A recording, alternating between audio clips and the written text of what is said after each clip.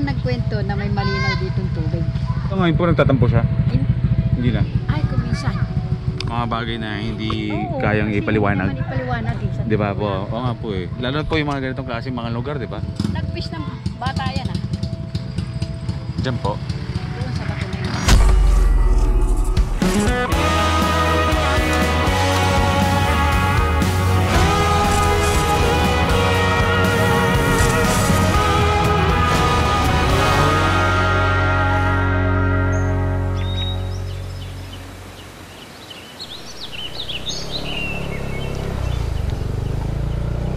Wow, sarap. Abi ginagawa. Doon lang pala pwede maligo. Huwag dito. Saan po pa diretso yan, kuya? Patawid din doon lang din. No. O balik tayo, doon tayo sa kabila. Kasi may ginagawa dito eh. Pero doon masarap maligo. Pero balik tayo. Doon tayo sa kabila? Sa sabi mo? Salamat kuya, mga kuya. Adventure is real. O, lalay lang sa preno ha. Tawag dito. Anong tawag dito? Malumot, malumot. Tayo, magandang hapon po. Yan. Saan tayo? Tara, dito tayo. Dito, dito, dito.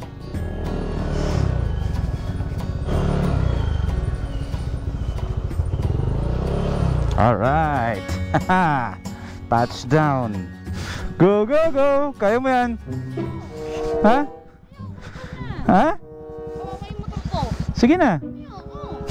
Oh. Dandaanin mo ha. Dandanin mo ha. Papreno ako. Oh, sige. O, doon ka. Dandaan. Ayan. Sumahid ba?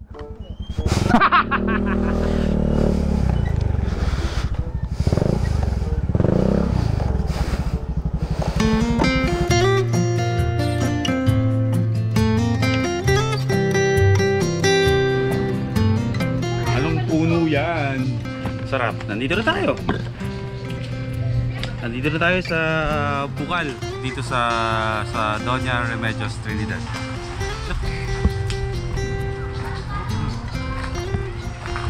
Habang may naglalaro pa mga bata doon eh. Ang problema namin ngayon, hindi pa kami nag-lunch. Maghanap muna tayo ng pwedeng pagkainan dito or mabili ng pagkain.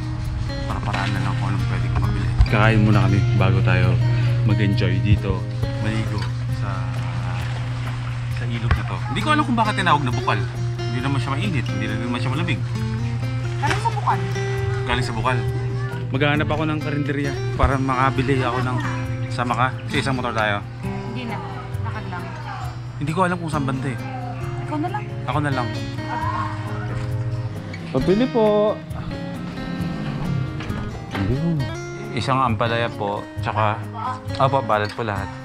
Tapos sa pork steak, magkano? 60. So bale 90 na, no? Magkano po sa sa kanin? 10. Bale pabili po ng 5. Thank you. Okay, nagawa natin ng paraan yung pagkain natin, pero hindi ko alam. Kailangan natin gawa ng paraan, bro. Para mas marami pumunta dito. Kung saan natin ilalagay yung pagkain natin. Oh, bro. Kailangan ako maghahanap ng pwede natin paglagyan ng pagkain natin. Meron yan. Hindi pa pwedeng wala yan. Boy, first time tayo eh.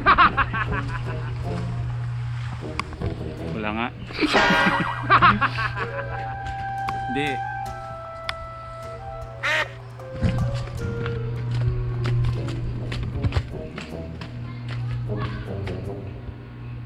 Bakit dahon? Basta. Ay nako, hindi naman baka hindi yan pwedeng kainan, mahal. Hindi tayo kakain. Hindi natin kakainin yung dahon. Kakain tayo sa dahon. Paano? Sige, sige. Gumawa ka ng paraan, Maklino. Tabi-tabi po. Sige ha. Mamaya Makati yan ha. Kapatungan lang ng ano. Okay. Tapos sa plastic pa rin naman tayo kakain eh. pinatay mo pa yung halaman. Wala kang tiwala kay Boot first time. Meron!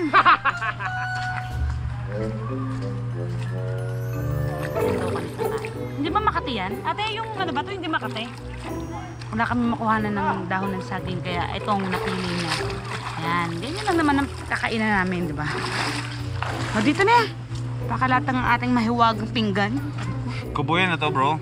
Ano tawag ditong ano ko is? Huwag mo lalagay dito ha. May natatanggal yung ano niya. Natatanggal. Balik rin natin. Dito tayo sa kabila. O, take 2. Dapat yung ano, yung taas tayo.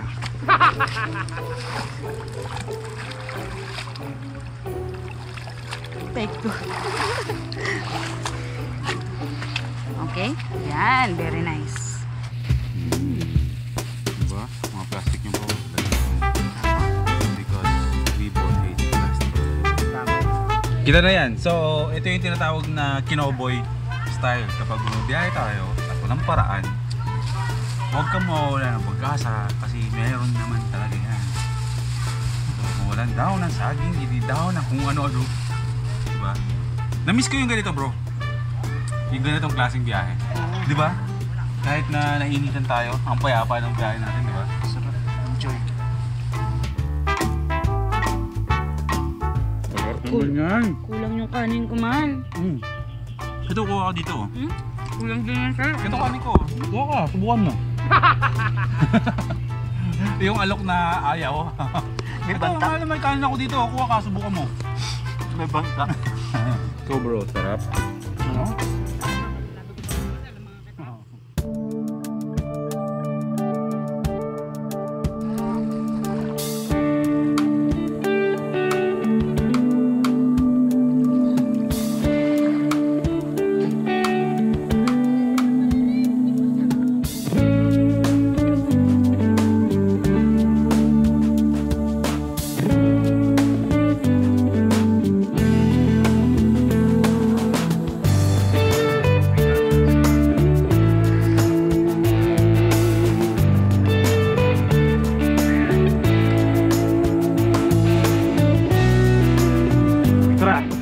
Kanina, sabi ko, bakit tinawag na bukal to? Kasi, ang totoong dahilan kung bakit tinawag na bukal itong lugar na to is ito.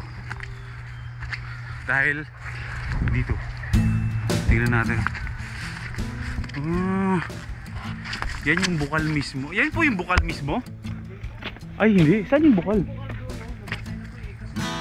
Talagang balansa ng bukal. Pero dito po sila may igis kanina. Ano? So parang yun na lang yung bukal ngayon na tinatawag, no? Siguro yun na nga yan. Pwede ito inumin eh.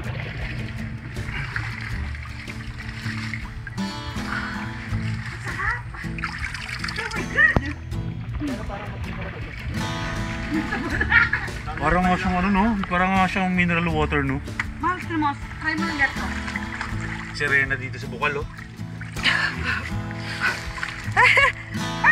First time natin i-try ang maglublob Sa bukal. Bukal. Sobrang linaw. Sarap. Ay, lamig. Sarap, di ba? Parang ayaw mo nang umalis eh. Ako nga kanina, ayaw ko nang umalis dyan eh. Yan ang first time niya ngayon. Mga first timers. First time niya yan.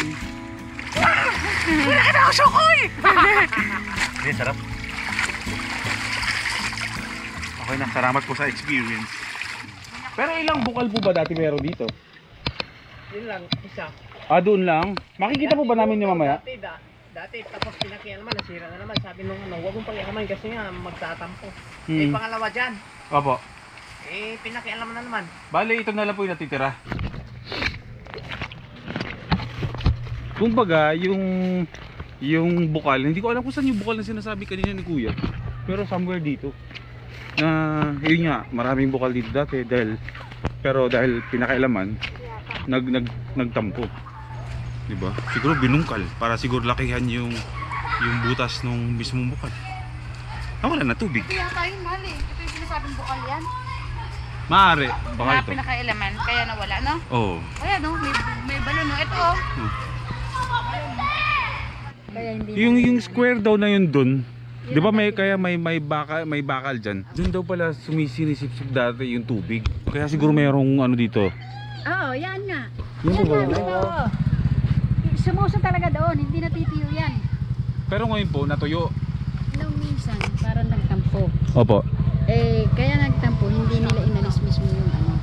Dahil mayroon nagkwento na may malinaw ditong tubig. Opo. Kasi yan, ayaw na napaglalaban ng sakit ng tiyan, ayaw na napaglalaban ng lampig. Opo. Ngayon, di ba nagbabara? Kung minsan kasi dinuduraan, kung minsan kasi tinatapon yung mga basura. Basura. Siyempre, tubig na ano yan talaga na iniinom. So ngayon po nagtatampo siya? Hindi na. Ay, kung minsan, pag ano yan, ito yung nasisira, ito yung nababara.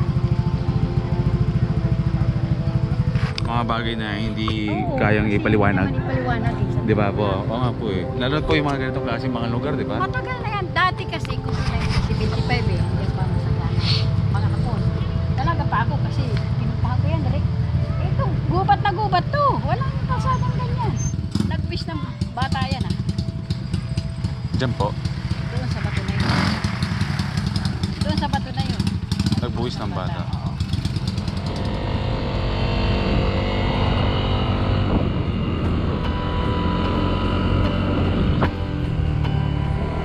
Sino ba namang hindi mag-enjoy doon? Ang sarap, ang lamig ng tubig. Anong oras na tayo? 2:19 na hapon. Balik na tayo doon sa Mungal River. At least diba kayo, nakailang balik naman na ako dito. Pero at least ngayon ko lang nalaman yung totoong kwento kung bakit tinawag na Mungal River yun. So ngayon,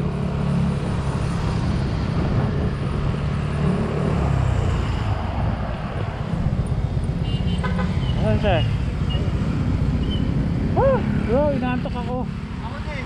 Grabe, antok ka. Kanina full of energy ako. Kailangan ko ng kape.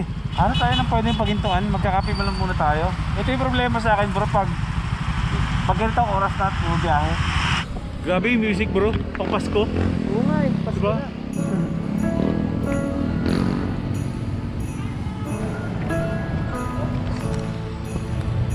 Okay, andito tayo ngayon mga first timers sa mismong ng tawag doon? Sa sentro ng bayan ng Baliwa. Which is, itong lugar na to lagi is every ano yan? Dito? Every per month nagkakaroon talaga ng ganito dito. Itong mismong place na to kung saan, ayan nga, nagbibenta ng mga puto-bumbong tsaka ano ba yun? Ano tawag doon? Puto-bumbong tsaka bibingka.